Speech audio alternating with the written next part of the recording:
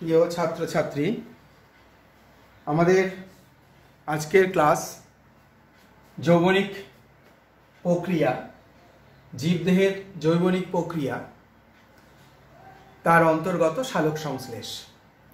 এই পৃথিবীতে যত উদ্ভিদ প্রাণী রয়েছে, সমস্ত উদ্ভিদ প্রাণী বা যত জীব রয়েছে, সমস্ত জীবের দেহে বেঁচে থাকার জন্য নানা রকম প্রক্রিয়া সংগঠিত হয়। সেই প্রক্রিয়াগুলোকে বলা হয় জৈবনিক প্রক্রিয়া। যেমন সবুজ ক্লোরোফিল যুক্ত জীবেরা করতে পারে সালোক সংশ্লেষ, সমস্ত সজীব জীব তার প্রতিটি কোষে করতে পারে শ্বসন, আমাদের সারা দেহে রক্ত সংবহন সংগঠিত হয়, কিডনির মাধ্যমে রেচন প্রক্রিয়ার মাধ্যমে প্রাণীদেহে দূষিত পদার্থ দেহের বাইরে নিক্ষিপ্ত হয়, উদ্ভিদ দিনের বেলায় তার দেহের অতিরিক্ত জলকে বাষ্পমোচন প্রক্রিয়ায় শরীরের বাইরে বের করে দিতে পারে। এই সমস্ত বিভিন্ন ধরনের যৌবনিক ও শারীরবৃত্তীয় প্রক্রিয়ার মাধ্যমেই পৃথিবীর জীবজগৎ নিজেদের প্রাণ ধারণ করে থাকে। সেই সমস্ত জৈবনিক প্রক্রিয়ারই অন্তর্গত সালোক সংশ্লেষ বিষয় নিয়ে আমাদের আজকের আলোচনা। সালোক সংশ্লেষ কথাটির মানে হচ্ছে আলোকে সংশ্লেষ। মানে উপস্থিতিতে, অর্থাৎ আলোকের উপস্থিতিতে সংশ্লেষ। কি সংশ্লেষ মানে উৎপাদিত হওয়া। কি সংশ্লেষ? কি উৎপাদিত হওয়া? খাদ্য উৎপাদিত হওয়া। কি খাদ্য উৎপাদিত হওয়া?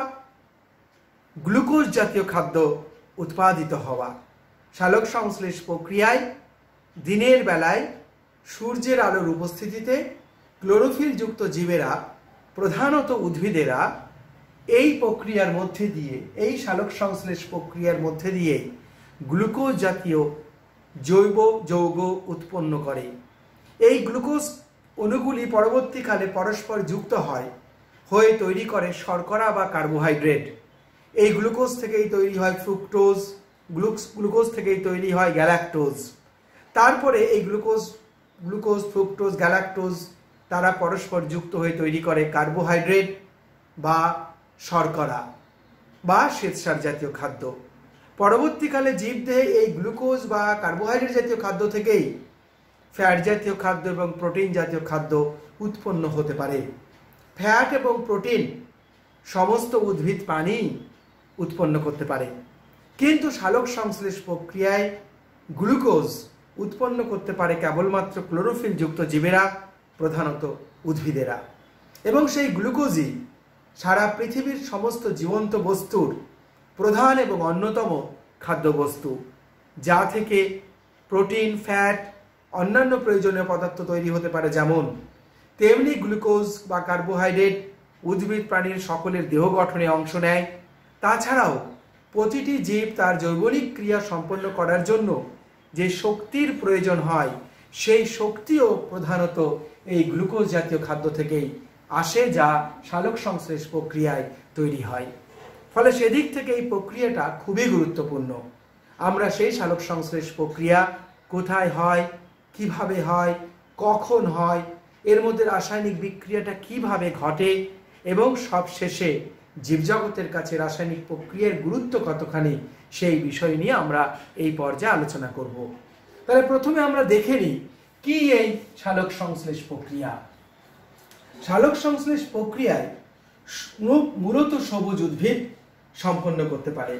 তবে সবুজ উদ্ভিদ ছাড়াও কিছু ক্লোরোফিল যুক্ত ব্যাকটেরিয়া, যেমন রোডোস্পাইরিলাম, সালোক সংশ্লেষ করতে পারে। কিছু সামান্য এককোষী প্রাণী যাদের ক্লোরোফিল আছে, যেমন ইউগ্লিনা ক্রাইসামিবা, তারাও সালোক সংশ্লেষ করতে পারে। তাহলে আমরা দেখি কি হয় এই সালোক সংশ্লেষ প্রক্রিয়াতে। দিনের বেলায় যখন সূর্যের আলো পাতার উপরে এসে পড়ে, সবুজ উদ্ভিদের পাতার উপরে এসে পড়ে, এবং সেই সময় উদ্ভিদ কি করে, বাতাস থেকে একটা গ্যাস শোষণ করে, তার নাম কার্বন ডাই অক্সাইড। উদ্ভিদের সবুজ অঙ্গ, প্রধানত পাতার মধ্যে যে পত্ররন্ধ্র থাকে, তার মধ্যে দিয়ে উদ্ভিদ এই কার্বন ডাই অক্সাইডকে শোষণ করতে পারে। তবে কাণ্ডের ছিদ্র লেন্টিসেলের মধ্যে দিয়ে উদ্ভিদ কার্বন ডাই অক্সাইড শোষণ করতে পারে। একই রকম ভাবে উদ্ভিদ তার মূলের সাহায্যে মাটি থেকে শোষণ করে। মাটিতে যে মাটির কণা রয়েছে, সেই মাটির কণার সাথে জলবিন্দু লেগে থাকে। H2O লেগে থাকে। মাটির সেই H2O জলবিন্দু উদ্ভিদের মূলের মধ্যে প্রবেশ করে। উদ্ভিদের মূলের মূলরোম এই H2 শোষণ করে। এই H2 মূলরোমের মধ্যে শোষিত হওয়ার পরে তা মূল থেকে কাণ্ডে প্রবেশ করে জাইলেম কলার মধ্যে, তারপরে কাণ্ড থেকে তা পাতার মধ্যে প্রবেশ করে। উদ্ভিদের কাণ্ড দিয়ে গোটা শরীরে এই জল ছড়িয়ে যায়। জাইলেম কলার মধ্যে আমরা আগেই জেনে নিয়েছি ট্রাকিড, ট্রাকিয়া, তারা এই জলকে মূল থেকে কাণ্ডের মধ্যে দিয়ে একদম পাতায় পৌঁছে দেয়। তাহলে পাতাতেও চলে এলো এই H2O বা জল, পাতাতেও চলে এলো। এবার পাতাতে তাহলে তিনটে জিনিস পাওয়া গেল, সূর্যের আলো, কার্বন ডাই অক্সাইড এবং জল। পাতাতে আরেকটি সবুজ রঙের কণা যাকে বলে ক্লোরোফিল পাতার মধ্যেই তৈরি হয়। ক্লোরোফিল, ক্লোরোফিল ছাড়াও আরো দুটি পদার্থ ক্যারোটিন, জ্যান্থোফিল, ফাইকোবিলিন, সেই সমস্ত রঙিন পদার্থ পাতার কোষে তৈরি হয়। এর মধ্যে প্রধান হলো ক্লোরোফিল। এই ক্লোরোফিল পাতাতে আগে থেকেই রয়েছে। তাহলে এই যে চারটি পদার্থ, কি কি চারটি পদার্থ? সূর্যের আলো এবং ক্লোরোফিল, এরা মূলত বিক্রিয়ায় সাহায্য করে। সূর্যের আলো শক্তির চাহিদা পূরণ করে, ক্লোরোফিল সৌরশক্তিকে শোষণ করে বিক্রিয়ায় কাজে লাগাতে সাহায্য করে। কার্বন ডাই অক্সাইড এবং জল পাতার মধ্যে বিক্রিয়া করে। পাতার মধ্যে বিক্রিয়া করে উৎপন্ন করে যে যৌগটি, সেই যৌগটি হলো C6H12O6। এটি হলো গ্লুকোজ। গ্লুকোজ তৈরি হয় এইভাবে। এই বিক্রিয়াকে আমরা বলি সালোক সংশ্লেষ বিক্রিয়া, যা উদ্ভিদের প্রতিটি সবুজ পাতাতে, উদ্ভিদের কচি কাণ্ড, কাণ্ডের অগ্রভাগ যে জায়গাটা সবুজ, সেখানে এই সালোক সংশ্লেষ বিক্রিয়া সংগঠিত হয়। এবারে আমরা একটু দেখে নিই এই সালোক সংশ্লেষ বিক্রিয়া যখন সংগঠিত হয় তার রাসায়নিক বিক্রিয়াটা কি, কিভাবে এই পদার্থগুলো পরস্পরের সাথে যুক্ত হয়। 6 অণু বাতাসের কার্বন ডাই অক্সাইড, 1 অণু গ্লুকোজ তৈরি করতে যেটা লাগে, তার সঙ্গে বিক্রিয়া করে 12 অণু H2O মানে জল। বিক্রিয়াতে শক্তির চাহিদা পূরণ করে সূর্যের আলো। সূর্যের কাছ থেকে যে আলোক শক্তি পৃথিবীতে এসে পড়ে, সেই সূর্যালোকে যে শক্তি কণা রয়েছে তাকে বলে ফোটন কণা। সূর্যের আলো থেকে আগত সেই ফোটন কণার 686 কিলো ক্যালোরি তাপ শক্তি 1 অণু গ্লুকোজ তৈরি করতে ব্যবহৃত হয়। এবার এই শক্তি পাতাতে বা জীবদেহে, ক্লোরোফিল যুক্ত জীবদেহে শোষণ করে যে পদার্থটি এবং শক্তিকে খাদ্যের মধ্যে আবদ্ধ করে দেয়, তার নামই হলো ক্লোরোফিল। ক্লোরোফিল। তাহলে এই দুটো পদার্থের বিক্রিয়া সংগঠিত হয় সূর্যালোকের শক্তি নিয়ে এবং ক্লোরোফিলের সহযোগিতায়। বিক্রিয়ার শেষে উৎপন্ন হয় কি? বিক্রিয়ার শেষে প্রধান যে পদার্থটি উৎপন্ন হয়, যা পৃথিবীর সমস্ত জীবন্ত বস্তুর প্রধান খাদ্য, C6H12 এবং O6 মানে গ্লুকোজ। তার সঙ্গে উৎপন্ন হয় জলের মধ্যে যে অক্সিজেন আছে, সেই অক্সিজেন ভেঙে গিয়ে বাইরে বেরিয়ে আসে এবং যতটা কার্বন ডাই অক্সাইড লেগেছে তার সমপরিমাণ O2 উৎপন্ন হয়ে বাতাসে বেরিয়ে যায়। আর 6 অণু জল বিক্রিয়ার শেষে অবশিষ্ট থেকে থাকে। 12 অণু জল বিক্রিয়া অংশ নিয়েছিল, কিন্তু 6 অণু জল অবশিষ্ট থেকে যায়, যেটা বিক্রিয়ার শুরুতে লাগে শেষে অবশিষ্ট থেকে যায়। আর এই 686 কিলো ক্যালোরি শক্তি এই গ্লুকোজের মধ্যে আবদ্ধ হয়ে যায়। তাহলে এই হলো সালোক সংশ্লেষের রাসায়নিক বিক্রিয়া। যে রাসায়নিক বিক্রিয়ায় 1 অণু গ্লুকোজ তৈরি করতে প্রয়োজন হয় 6 অণু কার্বন ডাই অক্সাইড, 6 অণু জল, কিন্তু বিক্রিয়ার শুরুতে উপস্থিতি প্রয়োজন হয় 12 অণু জলের। আর সৌরশক্তির শক্তি এই কার্বন, হাইড্রোজেন, অক্সিজেনগুলোকে সংযুক্ত করতে ব্যবহৃত হয়। আর এই অক্সিজেন বাতাসে বেরিয়ে যায় জলের অক্সিজেন, আর কার্বন ডাই অক্সাইডের কার্বন এবং অক্সিজেন গ্লুকোজে কার্বন এবং অক্সিজেনের উৎস রূপে আবদ্ধ হয়ে যায়। তাহলে এই হচ্ছে সালোক সংশ্লেষের রাসায়নিক বিক্রিয়া। এবারে আমরা একটু পরবর্তী পর্যায়ে দেখে নেব আর কি ঘটে। আমার প্রিয় ছাত্রছাত্রী, তাহলে আমরা দেখে নিলাম সালোক সংশ্লেষ প্রক্রিয়ায় 4টি উপাদান কিভাবে বিক্রিয়া করে গ্লুকোজ তৈরি করে। এবার আমরা দেখে নিই যে সালোক সংশ্লেষ প্রক্রিয়ায় এই 4টি উপাদান কি কি ভূমিকা পালন করে এবং এই 4টি উপাদান বিক্রিয়াস্থলে পাওয়া যায় কোথা থেকে। প্রথমে আমরা সূর্যালোক নিয়ে আলোচনা করি। সূর্যালোক তো পৃথিবীতে তার উৎস একটাই, সূর্য। এই সূর্যালোক থেকে যে আলোক শক্তি বেরিয়ে আসে তাকে বলা হয় ফোটন কণা। এই ফোটন কণা হলো শক্তির কণা, যা এসে ক্লোরোফিলের উপরে পতিত হয় এবং ক্লোরোফিলকে উত্তেজিত করে, সক্রিয় করে এবং ক্লোরোফিল কণা থেকে ইলেকট্রন বিচ্ছুরণ ঘটিয়ে সালোক সংশ্লেষে সূচনা ঘটায়। অর্থাৎ সূর্যালোকই হচ্ছে সেই শক্তির চাহিদা পূরণ করে সালোক সংশ্লেষের, যা প্রয়োজন হয় গ্লুকোজ তৈরি করার জন্য। এবং এখনো গ্লুকোজের মধ্যে 686 কিলো ক্যালোরি শক্তি আবদ্ধ হয়। এই সৌরশক্তি ক্লোরোফিলের উপরে এসে পতিত হলে ক্লোরোফিল কণা থেকে উচ্চ শক্তি সম্পন্ন ইলেকট্রন নির্গত হয়। এই ইলেকট্রন উচ্চ শক্তি সম্পন্ন হয় সূর্যের কাছ থেকে ফোটন কণা বা শক্তি কণা শোষণ করে। তারপর সেই ইলেকট্রন বিভিন্ন বাহকের মধ্যে দিয়ে সঞ্চালিত হওয়ার সময় সূর্যের কাছ থেকে ইলেকট্রন যে শক্তি নেয় ফোটন কণা থেকে, সেই শক্তি এডিপিকে সরবরাহ করে এবং এডিপি সেই শক্তি ক্লোরোফিলের ইলেকট্রনের কাছ থেকে সেই শক্তি গ্রহণ করে ইলেকট্রন যে শক্তি পেয়েছে সূর্যের ফোটন কণা থেকে ফসফরাস যুক্ত করে এডিপি এবং ফসফরাস যুক্ত হয়ে তৈরি করে এটিপি। এইভাবে সৌরশক্তি ক্লোরোফিলের ইলেকট্রন বিচ্ছুরণ ঘটিয়ে এডিপি এবং ফসফরাসকে যুক্ত করে উচ্চ শক্তি সম্পন্ন এটিপি তৈরি করে। আমরা জানি জীবকোষের এনার্জি কারেন্সি হচ্ছে এটিপি।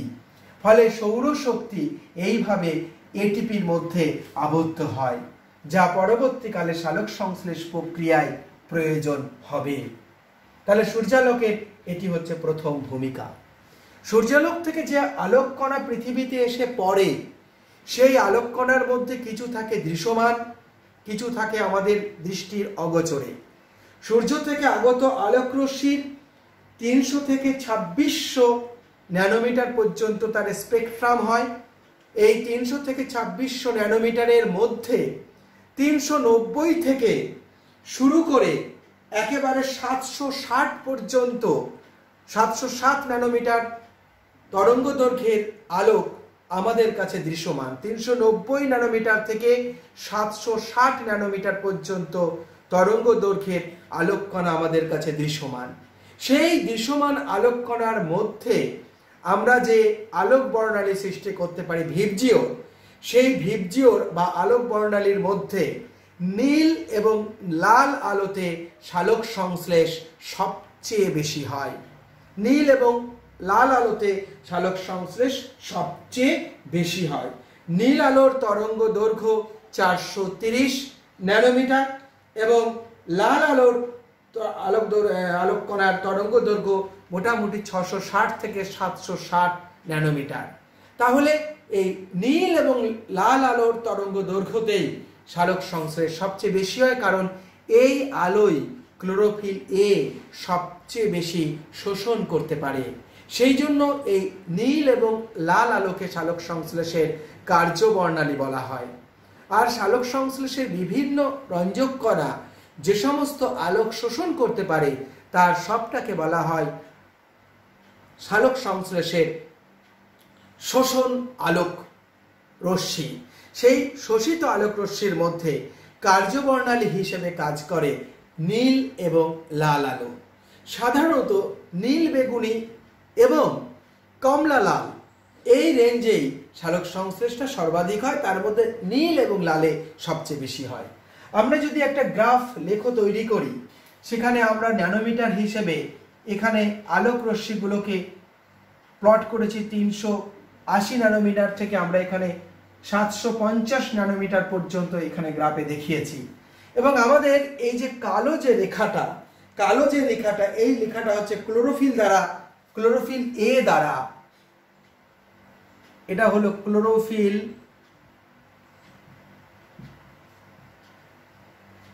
এ দ্বারা আলোক শোষণ। তাতে আমরা দেখতে পাচ্ছি ক্লোরোফিল এই সবচেয়ে প্রধান সালোক সংশ্লেষের রঞ্জক কণা। তাতে আমরা দেখতে পাচ্ছি যে মোটামুটি এই যে 450-এর পর 450 থেকে 470 এর মাঝামাঝি জায়গাতেই সবচেয়ে হাইট বেশি হয়েছে ক্লোরোফিল এর আলোক শোষণের। অর্থাৎ এই জায়গাতে সবচেয়ে বেশি আলোক শোষণ করতে পারে ক্লোরোফিল এ। আবার আমরা এখানে দেখতে পাচ্ছি মোটামুটি 650 থেকে 700-র মাঝামাঝি জায়গায় এখানে আবার ক্লোরোফিল এ সর্বাধিক আলোক শোষণ করেছে। তাহলে আমাদের এই দুই জায়গাতে সর্বাধিক আলোক শোষণ হয়েছে ক্লোরোফিল এ দ্বারা। ফলে এই দুই ক্ষেত্রে সালোক সংশ্লেষের হার সবচেয়ে বেশি হয়। আর আমরা সবুজ রেখাটি দিয়ে এখানে সালোক সংশ্লেষের হারকে সূচিত করছি। সালোক সংশ্লেষ হার, সেখানে আমরা দেখতে পাচ্ছি মোটামুটি এই যে নীল আলোতে যখন ক্লোরোফিল সর্বাধিক আলোক শোষণ করছে এবং লাল আলোতে যখন ক্লোরোফিলে সর্বাধিক আলোক শোষণ করছে, ঠিক তখনই সালোক সংশ্লেষের হারও সর্বাধিক হচ্ছে। তাহলে এই গ্রাফের মাধ্যমে আমরা বুঝতে পারছি যে কোন বর্ণের আলো সবচেয়ে বেশি সালোক সংশ্লেষে কার্যবর্ণালী হিসেবে কাজ করে এবং সালোক সংশ্লেষের হার সবচেয়ে বেশি কিভাবে হয়ে থাকে। ক্লোরোফিলকে এইভাবে সক্রিয় করে, উত্তেজিত করে এবং শক্তির চাহিদা পূরণ করে সূর্যালোক সালোক সংশ্লেষের গুরুত্বপূর্ণ ভূমিকা পালন করে থাকে। সূর্যালোকের পরে এবার আমরা চলে যাব আরেকটি উপাদানে এবং সেখানে আমরা দেখব কিভাবে সূর্যালোক সহযোগিতা করে। সূর্যালোকের শক্তি যেমন এটিপির মধ্যে জমা হয়, তেমনি সূর্যালোকের শক্তি জলকে ভাঙতেও প্রয়োজন হয়। সালোক সংশ্লেষ, এবার আমরা জলের ভূমিকা দেখব। সালোক সংশ্লেষে জল কি ভূমিকা পালন করে। সালোক সংশ্লেষে জলের ভূমিকা হচ্ছে জল ভেঙে প্রথমে তৈরি হয় হাইড্রোজেন আয়ন এবং হাইড্রক্সিল আয়ন তৈরি হয়। এই হাইড্রোজেন আয়ন পরবর্তীকালে এনএডিপির সাথে যুক্ত হয়ে এই গ্লুকোজের মধ্যে আবদ্ধ হয়ে যাবে। এই হাইড্রোজেন চলে যাবে গ্লুকোজের মধ্যে। আমরা পরে দেখব কিভাবে বিক্রিয়াটা হয়। এখানে আমরা দেখছি শুধু জলের ভূমিকাটা। জলের এই হাইড্রোজেন গ্লুকোজের মধ্যে চলে যাবে। জলকে ভাঙার জন্য যে শক্তির প্রয়োজন হয়, সেই শক্তি দেবে সূর্যালোক। সূর্যালোকের কাছ থেকে শক্তি নিয়ে, এবং জলকে ভাঙবে যে উপাদান, তার নাম হলো ক্লোরোফিল। এইভাবে জলের বিশ্লেষণ, জলের আলোক বিশ্লেষণ বা ফটোলাইসিস ঘটতে সাহায্য করে সূর্যালোক সালোক সংশ্লেষের সময়, এবং উৎপন্ন হাইড্রোজেন গ্লুকোজের মধ্যে যুক্ত হয়। অপরদিকে যে হাইড্রক্সিল তৈরি হবে, পরবর্তীকালে আমরা দেখব প্রতি 4টি হাইড্রক্সিল আবার পরস্পরের সাথে যুক্ত হয়ে তৈরি করবে 2 অণু জল এবং 1 অণু অক্সিজেন। এই অক্সিজেন বাতাসে বেরিয়ে যাবে। অর্থাৎ এই যে অক্সিজেনটা হাইড্রক্সিলের মধ্যে, এই অক্সিজেনই সালোক সংশ্লেষের অক্সিজেন, উৎপন্ন অক্সিজেন রূপে বাতাসে বেরিয়ে আসবে। অর্থাৎ সালোক সংশ্লেষে উৎপন্ন অক্সিজেনের উৎস হলো জল। তাহলে সালোক সংশ্লেষে জলের ভূমিকা কি পেলাম আমরা? সালোক সংশ্লেষের জলের হাইড্রোজেন গ্লুকোজের হাইড্রোজেনের উৎস হিসেবে অংশ নেবে এবং জলের অক্সিজেন গ্যাস রূপে বাতাসে বেরিয়ে আসবে, যে অক্সিজেন বাতাসের প্রতিটি জীবের শ্বাসকার্যের প্রধান উপাদান হিসেবে আমাদেরকে সাহায্য করবে। এছাড়া জলের এই যে আলোক বিশ্লেষণ হচ্ছে, ফটোলাইসিস হচ্ছে এবং জল ভেঙে হাইড্রোজেন এবং হাইড্রক্সিল আয়ন উৎপন্ন করছে। তাহলে সালোক সংশ্লেষে জল একটি কাঁচামাল, যেটি গ্লুকোজ উৎপন্ন হতে এবং অক্সিজেন উৎপন্ন হতে গুরুত্বপূর্ণ ভূমিকা নেয়। আর এই অক্সিজেনকেই বলা হয় সালোক সংশ্লেষের উপজাত পদার্থ। এখন এই জল উদ্ভিদ পায় কিভাবে? জলের উৎসটা কি? সাধারণত স্থলজ উদ্ভিদ মাটিতে থাকা মাটির কণার চারিদিকের কৌশিক জল, মাটির কণার চারিদিকে যে জল থাকে তাকে বলে মাটির কণার কৌশিক জল, ক্যাপিলারি ওয়াটার। বৃষ্টির সময় বা মাটিতে জল দিলে, আমরা জল ঢেলে দিলে, গাছের গোড়ায় জল ঢেলে দিলে সেই জল মাটির কণার চারিদিকে লেগে থাকে, তাকে বলে কৌশিক জল। সেই কৌশিক জলই উদ্ভিদ মূলের সাহায্যে শোষণ করতে পারে। মাটিতে আরো 3 রকম ভাবে জল থাকতে পারে: রাসায়নিক জল, জলাকর্ষী জল, মহাকর্ষীয় জল। সেই জল উদ্ভিদ কিন্তু মূলের সাহায্যে শোষণ করতে পারে না। আর জলজ উদ্ভিদ তার সমস্ত শরীর দিয়ে মাটি থেকে মূলের সাহায্যে, তাছাড়াও তার নিমজ্জিত অংশের সাহায্যে জল থেকে, জলাশয়ের জল থেকে জল শোষণ করে নিতে পারে। কিছু বায়বীয় উদ্ভিদ থাকে, যে সমস্ত উদ্ভিদ সুউচ্চ বড় বড় বৃক্ষ জাতীয় উদ্ভিদের শাখার উপরে জন্মায়। যেমন আমরা বড় বড় বৃক্ষ জাতীয় উদ্ভিদকে যদি পর্যবেক্ষণ করি, আমরা দেখতে পাবো তার কাণ্ডতে, তার শাখাতে, শাখার উপরে এক ধরনের অর্কিড হয়ে আছে, এক ধরনের অর্কিড হয়েছে। বড় বড় রাস্তার পাশের যে বড় বড় ট্রিগুলো আমরা দেখতে পাই, রেন ট্রিগুলো আমরা দেখতে পাই, সেখানে আমরা দেখতে পাবো এই অর্কিড জাতীয় উদ্ভিদ। বা আমরা অনেক সময় নার্সারিতেও এই অর্কিড লাগিয়ে থাকি। এই অর্কিড জাতীয় উদ্ভিদ পরাশ্রয় উদ্ভিদ, এদের কিছু মূল বাতাসে এইভাবে ভাসমান অবস্থায় থাকে। এদের মূলের চারিদিকে থাকে একটা পঞ্জের মতো আস্তরণ। মূলের চারিদিকের এই পঞ্জের মতো আস্তরণটাকে বলা হয় ভিলামেন। রন্ধ্রযুক্ত এই ভিলামেন আস্তরণ বাতাসের জলীয় বাষ্প শোষণ করে নিতে পারে। জলীয় বাষ্প, ওয়াটার ভেপার শোষণ করে নিতে পারে, এবং সেই জলই এই অর্কিড মূলের মধ্যে দিয়ে অর্কিডের পাতায় চলে যায়। অর্কিড অন্য গাছে আশ্রয় নিলেও এরা কিন্তু স্বভোজী, এরা নিজেদের খাদ্য নিজেরা তৈরি করে নেয়। এরা পরাশ্রয়ী স্বভোজী, আর এদের জল শোষণ করে মূলের উপরের এই পঞ্জের মতো আস্তরণ ভিলামিন। তাহলে পরাশ্রয় অর্কিড জাতীয় উদ্ভিদ জলীয় বাষ্পকে ভিলামিনের সাহায্যে শোষণ করে নেয়। আর স্থলজ উদ্ভিদ কিভাবে পায়, জলজ উদ্ভিদ কিভাবে পায়, আমরা আলোচনা করে নিলাম।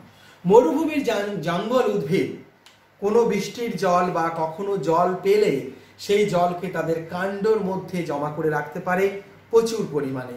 তারপর যখন জলের অভাব হয় তখন সেই জল দিয়েই তারা সালোক সংশ্লেষ প্রক্রিয়া চালিয়ে নিতে পারে। তাহলে সালোক সংশ্লেষে জলের কি ভূমিকা, এবং জল উদ্ভিদ কোথা থেকে সংগ্রহ করে নেয়, আমরা সে আলোচনা এখানে করে ফেললাম। সালোক সংশ্লেষে আরো একটি পদার্থ যেটি দরকার হয়, খুবই গুরুত্বপূর্ণ, সেই পদার্থটি হলো কার্বন ডাই অক্সাইড। এবার আমরা একটু দেখে নিই কার্বন ডাই অক্সাইড সালোক সংশ্লেষে কি ভূমিকা পালন করে। কার্বন ডাই অক্সাইড CO2 বাতাস থেকে শোষিত হবার পরে এই কার্বন ডাই অক্সাইডের সবটাই গ্লুকোজের প্রয়োজন হয়ে যায়। কার্বন ডাই অক্সাইডের কার্বন, গ্লুকোজের কার্বন, কার্বন ডাই অক্সাইডের অক্সিজেন, গ্লুকোজের অক্সিজেন।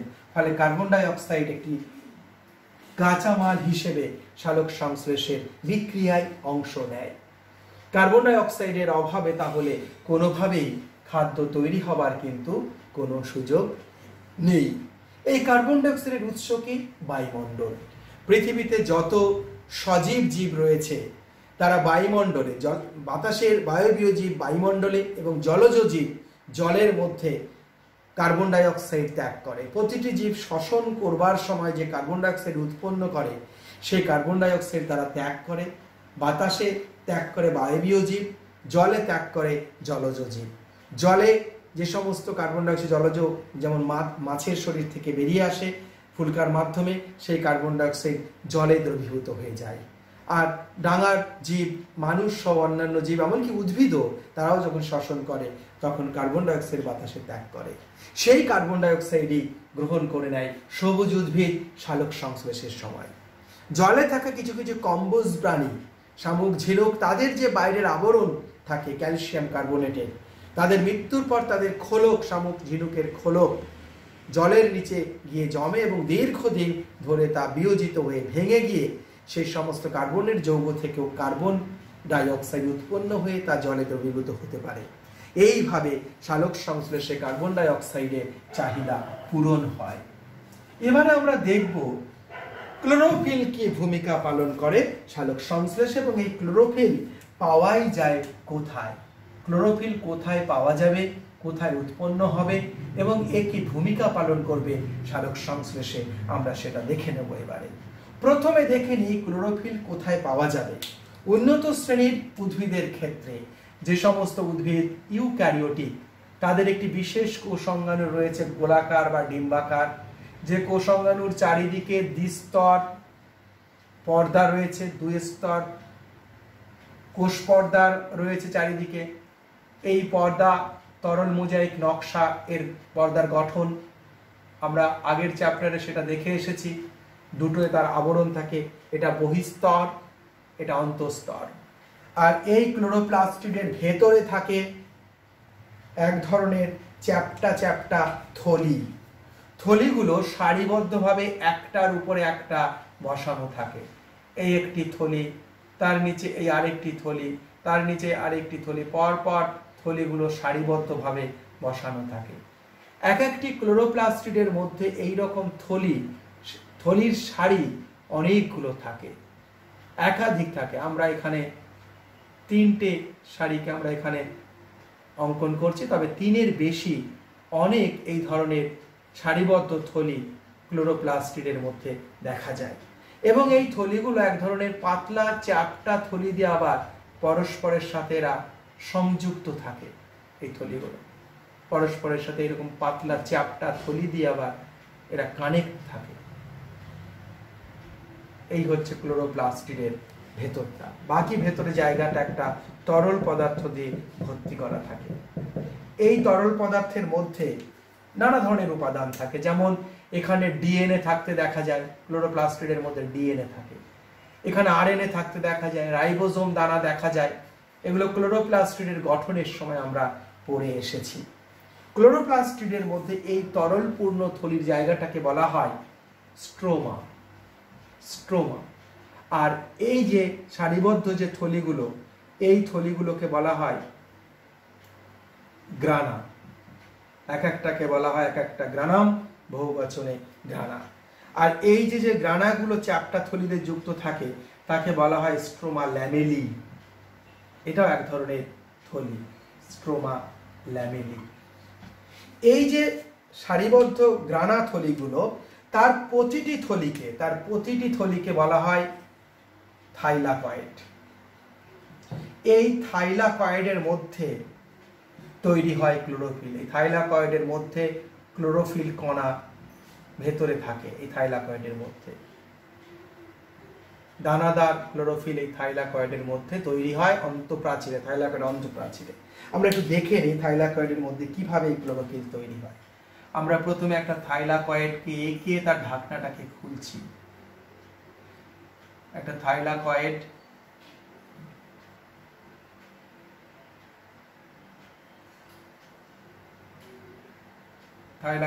একটা থলি, ঠিক একটা টিফিন ক্যারিয়ারের বাটির মতো একটা থলি। সেই থলিটাকে আমরা খুলে দিয়েছি, ঢাকনাটাকে খুলে দিয়েছি।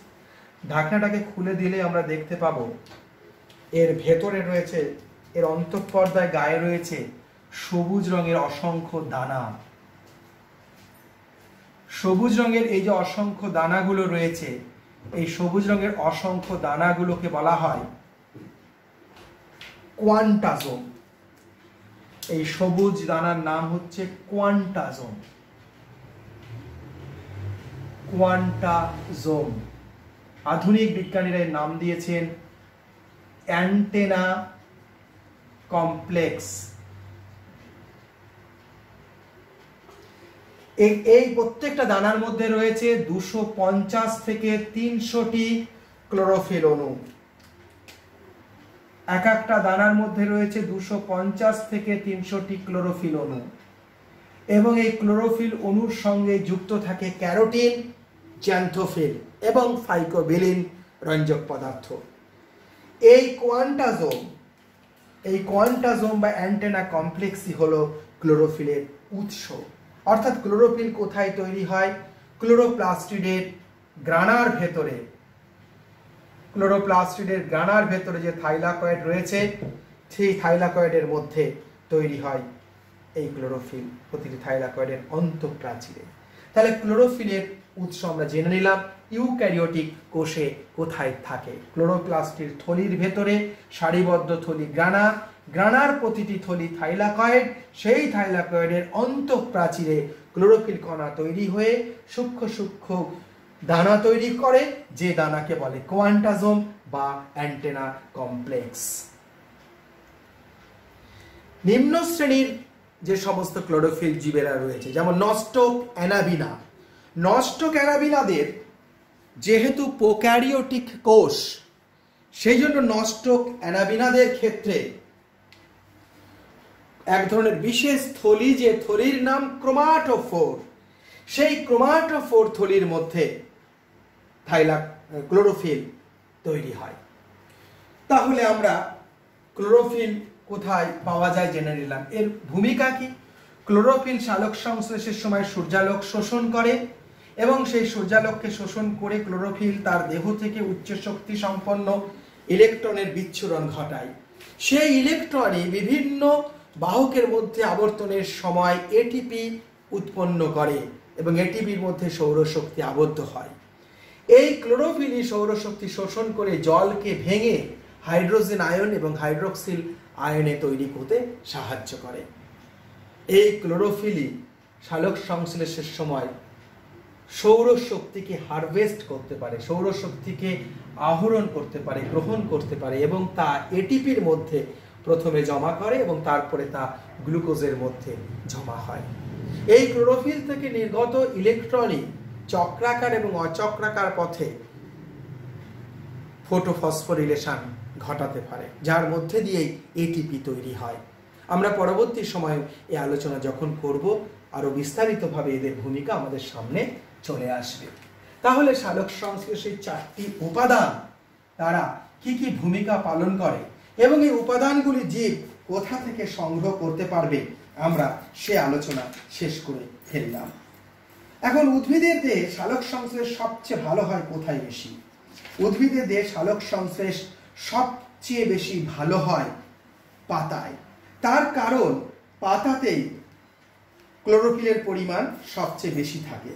পাতার বিশেষ গঠনে আমরা দেখতে পাই দ্বিবীজপত্রী পাতার ক্ষেত্রে পাতাটা হয় বিষমপৃষ্ঠ এবং সেই পাতার উপরের ত্বকের দিকে থাকে প্যালিসেড, লম্বা লম্বা প্যালিসেড প্যারেনকাইমা কোষ, নিচের দিকে থাকে স্পঞ্জি প্যারেনকাইমা। আর সমাঙ্গ পৃষ্ঠ পাতা একবীজপত্রী উদ্ভিদের থাকে, তাদের সম্পূর্ণ পাতাতেই স্পঞ্জি প্যারেনকাইমা থাকে। এই প্যারেনকাইমা, প্যালিসেড এবং স্পঞ্জি প্যারেনকাইমা কোষে প্রচুর ক্লোরোপ্লাস্টিড থাকে। এই প্যারেনকাইমাকে বলা হয় মেসোফিল কলা। প্রচুর ক্লোরোপ্লাস্টিড থাকায় সালোক সংশ্লেষের হার সেই জন্য পাতায় সবচেয়ে বেশি।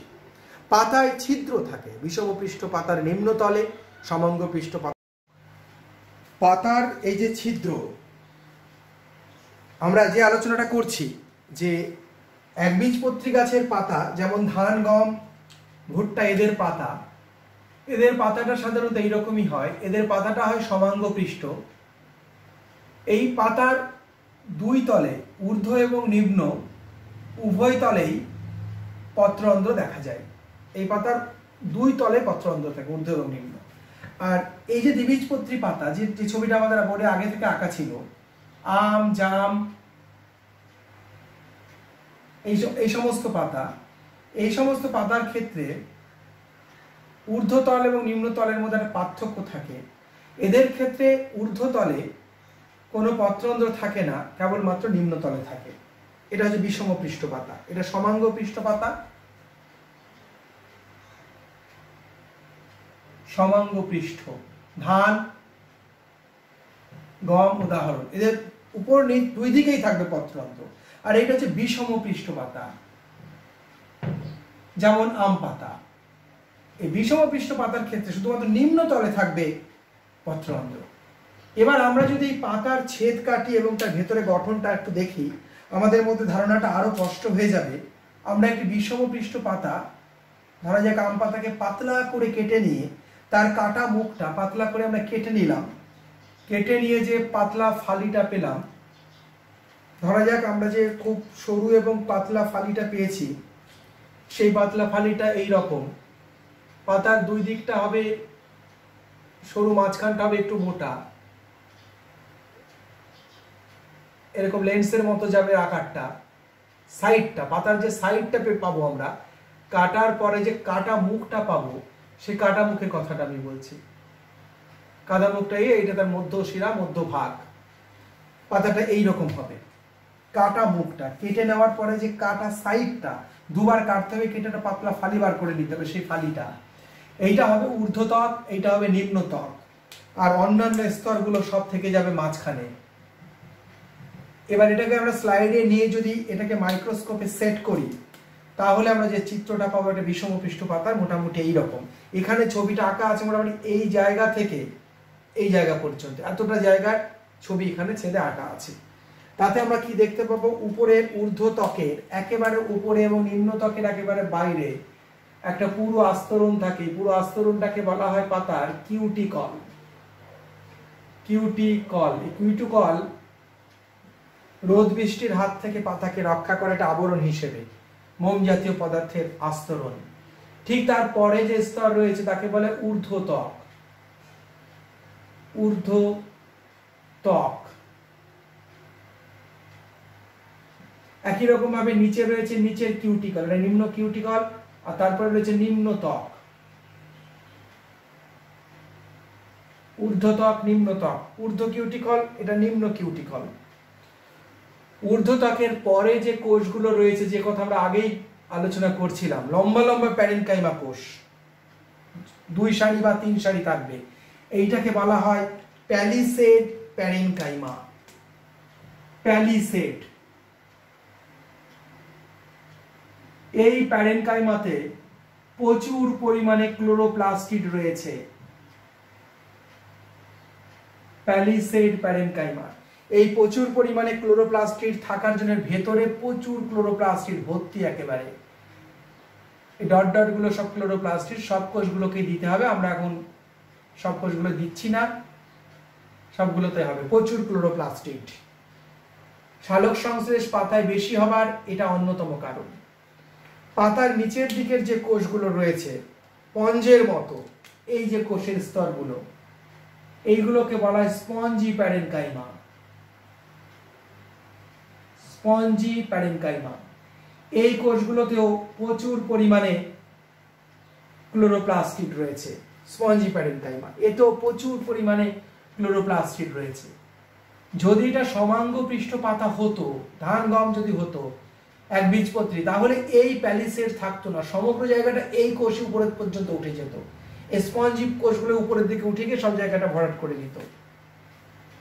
পাতার এই যে নিম্ন ত্বকে সবচেয়ে গুরুত্বপূর্ণ আরেকটি কারণ সালোকসংশ্লেষ বেশি হওয়ার, নিম্ন ত্বকে এইগুলো হচ্ছে পত্ররন্ধ্র, ছিদ্র, যেটা দুপাশে বিশেষ দুটো কোষ দিয়ে আচ্ছাদিত থাকে। এই কোষ দুটোকে বলে রক্ষী কোষ। ছিদ্রের ঠিক পাশে যে কোষগুলো থাকে, এই রক্ষী কোষ পত্ররন্ধ্রকে খুলতে পারে, বন্ধ করতে পারে। রাত্রিবেলায় বেশিরভাগ গাছের ক্ষেত্রে পত্ররন্ধ্র বন্ধ হয়ে যায় রক্ষী কোষের সাহায্যে, দিনের বেলায় খুলে যায়। কিছু কিছু পাথরপুঁজি জাতীয় গাছ আছে উল্টো, তাদের রাত্রিবেলায় পত্ররন্ধ্র খোলে। সেই জন্য ওরা সালোক সংশ্লেষের প্রয়োজনীয় কার্বন ডাই অক্সাইড রাত্রিবেলাতে সব শোষণ করে রাখে, তারপর দিনের বেলাতে সেই কার্বন ডাই অক্সাইড দিয়ে সালোক সংশ্লেষ পরিচালনা করে রক্ষী কোষ। আর ভেতরে এই যে এইগুলো হচ্ছে বাতাস অবকাশ বা বায়ু প্রকোষ্ঠ। বায়ু প্রকোষ্ঠ বা বাতাস অবকাশ, এই বায়ু প্রকোষ্ঠের মধ্যে এরা বাতাস থেকে গৃহীত কার্বন ডাই অক্সাইড গুলোকে জমা করে রাখে, উৎপন্ন অক্সিজেনকে সাময়িক জমা করে রাখতে পারে।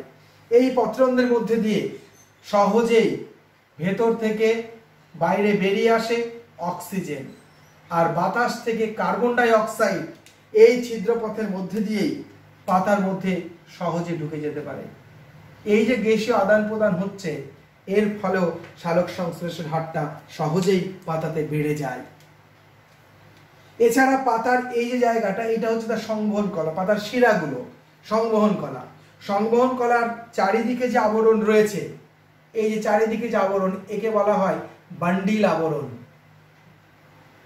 বান্ডিল শীট বা বান্ডিল আবরণ। সংবহন কলা, সংবহন কলার এই যে এইগুলো গোল গোল যেগুলো, এগুলো হচ্ছে সব ট্রাকিয়া, অর্থাৎ এগুলো জাইলেম। এই সংবহন কলার মধ্যে দিয়ে পাতাতে মূলরোম দ্বারা শোষিত জল পৌঁছে যার, এইটা হচ্ছে ফ্লোয়েম। পাতায় যে খাদ্য তৈরি হবে সেই খাদ্য ফ্লোয়েমের মধ্যে দিয়ে আবার সারা দেহে ছড়িয়ে যাবে। সংবহনেও পাতা সেই কারণে দেহের অন্য অংশের সঙ্গে সমানভাবে জড়িত রয়েছে। ফলে মূল দ্বারা শোষিত জলও সহজে পাতার প্রতিটি জায়গায় পৌঁছে যেতে পারে, আবার উৎপন্ন খাদ্য গোটা শরীরে ছড়িয়ে যেতে পারে। তাহলে পাতার এই যে বিশেষ গঠন সেটা সালোক সংশ্লেষে সহযোগিতা করছে। এছাড়া পাতা চ্যাপ্টা হওয়ার জন্য তার উপরিতল আর নিম্নতল অর্থাৎ পার্শ্বতলের পরিমাণ বৃদ্ধি পায়। ফলে অনেক বেশি পরিমাণে সূর্যের আলো পাতার উপরে এসে পড়তে পারে, প্রচুর সূর্যের আলো পড়তে পারে। প্রচুর কার্বন ডাই অক্সাইড এই পত্ররন্ধ্র দিয়ে শোষিত হতে পারে। সমাঙ্গপিষ্ট পাতা হলে তো পত্ররন্ধ্র উপরের দিকেও থাকতো, এই সমাঙ্গপিষ্ট হলে পত্ররন্ধ্রগুলো উপরের দিকেও থাকতো। যেমন স্পঞ্জি প্যানিকামে গোটাটা দখল করতো, উপরের দিকেও পত্ররন্ধ্র থাকতো। ফলে এই সমাঙ্গপিষ্ট পাতার ক্ষেত্রে উপরের দিক দিয়েও কার্বন ডাই অক্সাইড গৃহীত হতো, নিচের দিক দিয়েও কার্বন ডাই অক্সাইড গৃহীত হতো। এদের যেমন বিষমপৃষ্ঠ পাতার ক্ষেত্রে, দ্বিবীজপত্রী উদ্ভিদের পাতার ক্ষেত্রে শুধু নিচের দিক দিয়েই, যেহেতু পত্ররন্ধ্র নিম্নতলে থাকে, নিচের দিক দিয়ে শুধুমাত্র কার্বন ডাই অক্সাইড অক্সিজেন আদান প্রদানটা হচ্ছে। তাহলে এই সব কারণে পাতা সালোক সংশ্লেষের জন্য আদর্শ স্থান রূপে বিবেচিত হয়েছে। তাহলে আমরা সালোক সংশ্লেষের প্রাথমিক পর্যায়টুকু আমরা সবটাই পড়ে ফেলতে পারলাম, সব অংশটাই আমরা পড়ে ফেললাম। সালোক সংশ্লেষ কাকে বলে, সালোক সংশ্লেষ কোথায় হয়, সালোক সংশ্লেষ উদ্ভিদের মধ্যে কারা করতে পারে, প্রাণীদের মধ্যে কারা করতে পারে, সালোক সংশ্লেষ বিক্রিয়ায় কি কি উপাদান প্রয়োজন হয়, উপাদানগুলির ভূমিকা কি, উপাদানগুলি কি কি ভূমিকা পালন করে, উদ্ভিদ উপাদানগুলোকে কোথা থেকে সংগ্রহ করে নেয়, আমরা সবটা আলোচনা করলাম। আর দুটো ইম্পর্টেন্ট কথা তোমাদের যেটা বলা হয়নি এখন একটু বলে দিই। এই সালোক সংশ্লেষ বিক্রিয়া যখন সংগঠিত হয় তখন উদ্ভিদ তো করতে পারে, কিন্তু কিছু কিছু উদ্ভিদ কিন্তু সালোক সংশ্লেষ করতে পারে না। যেমন উদ্ভিদ সালোক সংশ্লেষ করতে পারে না এমন উদ্ভিদ হচ্ছে স্বর্ণলতা, র্যাফলেশিয়া, কারণ এদের ক্লোরোফিল নেই। খুব সামান্য কিছু উদ্ভিদ আছে যারা ক্লোরোফিল না থাকার জন্য সালোক সংশ্লেষ করতে পারে না, তাছাড়া বেশিরভাগ উদ্ভিদ সালোক সংশ্লেষ করতে পারে। প্রাণীদের মধ্যে ঠিক উল্টো, বেশিরভাগ প্রাণী করতে পারে না যেহেতু ক্লোরোফিল নেই। সামান্য কিছু এককোষী নিম্ন শ্রেণীর প্রাণী, ইউগ্লিনা, ক্রাইস্যামিবা, এরা সালোক সংশ্লেষ করতে পারে। সালোক সংশ্লেষে যে সমস্ত রঞ্জক পদার্থগুলো ব্যবহৃত হয়েছে তোমাদের আগেই বলেছি, তার মধ্যে প্রধান হচ্ছে ক্লোরোফিল। এই ক্লোরোফিল 5 রকমের হয় উন্নত উদ্ভিদের ক্ষেত্রে। Chlorophyll A, B, C, D, E. Chlorophyll আমরা এই আলোচনাটা করিনি ভেতরে। ক্লোরোফিল বিভিন্ন উদ্ভিদে A, B, C, D, E এত রকমের হতে পারে। তার মধ্যে এ হচ্ছে প্রধান, সবচেয়ে প্রধান। এছাড়া ব্যাকটেরিয়ার শরীরে এক প্রকারের ক্লোরোফিল থাকে, তার নাম ব্যাকটেরিও ক্লোরোফিল।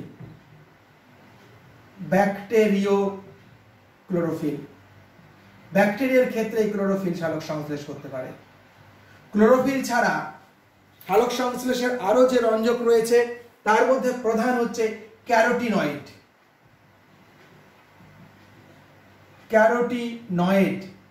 এই ক্যারোটিনয়েড দু রকমের হয়, দু রকমের হতে পারে।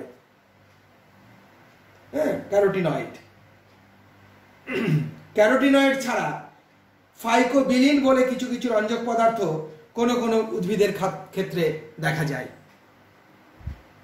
এই ক্যারোটিনয়েড যে দু রকম বলছিলাম, ক্যারোটিন এবং জ্যান্থোফিল। তবে এই ক্যারোটিন, জ্যান্থোফিল মানে ক্যারোটিনয়েড বা ফাইকোবিলিন, এরা সাহায্যকারী রঞ্জক। মেইন রঞ্জক কিন্তু ক্লোরোফিল, এবং তার মধ্যে প্রধান হচ্ছে ক্লোরোফিল এ, যাদের শরীরে আছে। কিছু কিছু খুব অন্য উদ্ভিদের ক্ষেত্রে অন্যান্য রঞ্জকরা গুরুত্বপূর্ণ ভূমিকা পালন করে, কিন্তু সালোক সংশ্লেষের ক্ষেত্রে এই রঞ্জকগুলি হচ্ছে প্রধান রঞ্জক যারা সালোক সংশ্লেষে গুরুত্বপূর্ণ ভূমিকা পালন করে থাকে। সালোক সংশ্লেষে ব্যবহৃত রঞ্জক পদার্থ ক্লোরোফিল এ এবং বি, প্রধান যে দুটো রঞ্জক ক্লোরোফিল এ এবং বি, তাদের সংকেতটা আমাদের একটু মনে রাখা দরকার। ক্লোরোফিল এ তে থাকে কার্বন থাকে, ক্লোরোফিল এ এবং বি এর সংকেতটা আমাদের একটু মনে রাখা দরকার। ক্লোরোফিল এ তে থাকে কার্বন থাকে, সি থাকে 55টি, এইচ থাকে 72টি, হাইড্রোজেন, ও থাকে 5টি, এন থাকে নাইট্রোজেন থাকে 4টি এবং ম্যাগনেসিয়াম থাকে 1টি। এইটি হচ্ছে ক্লোরোফিল এর সংকেত। একই রকম ভাবে ক্লোরোফিল বি, যেটি সালোক সংশ্লেষের আরেকটি অন্যতম প্রধান উপাদান, সেখানেও কার্বন থাকে 55টি, সেখানে হাইড্রোজেন থাকে 2টি কম, 72-এর জায়গায় 70টি, সেখানে অক্সিজেন থাকে 6টি, এতে ছিল অক্সিজেন 5টি, এখানে অক্সিজেন 6টি, নাইট্রোজেন থাকে এখানেও 4টি এবং ম্যাগনেসিয়াম থাকে 1টি। এই ক্লোরোফিল এ এবং বি এর সংকেতটা আমাদের একটু মনে রাখতে হবে। অন্য যে রঞ্জকগুলো রয়েছে, অন্য রঞ্জকগুলোর সংকেত আমাদের আপাতত মনে রাখার দরকার নেই, তবে আমাদের উঁচু ক্লাসে ক্যারোটিন, জ্যান্থোফিল, ফাইকোভিলিন এদের সংকেতও আমাদের আয়ত্ত করে নিতে হবে। তাহলে সামগ্রিকভাবে সালোক সংশ্লেষ সম্পর্কে আমাদের প্রাথমিক পাঠ শেষ হলো। আমাদের পরবর্তী আলোচ্য বিষয় হবে সালোক সংশ্লেষ পদ্ধতি, অর্থাৎ সালোক সংশ্লেষ কিভাবে হয়। আমরা পরবর্তী ক্লাসে আলোচনা করব সালোক সংশ্লেষের রাসায়নিক বিক্রিয়াটা কিভাবে সংগঠিত হয়।